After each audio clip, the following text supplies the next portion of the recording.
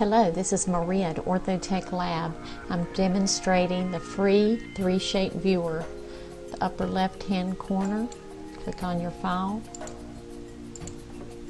You've got the front view, rear view, right view, left view. You can do an actual size measurement.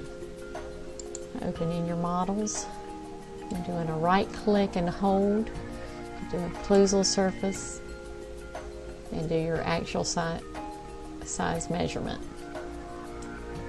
You can remove the upper model, clicking off the actual size.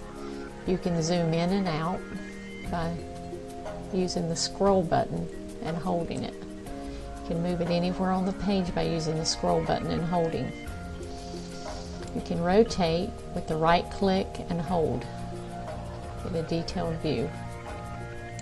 Just remove the lower model and bring in the upper model. The scroll button, you can move it anywhere on the page. Zoom in and out. Right click and hold, you can rotate the model.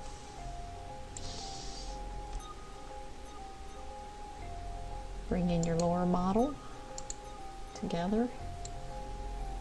And we can go at any time to the front view. Let's do a wireframe view, transparent, rear view, side view. Back to the front view. This free viewer can be downloaded from our website. Thank you.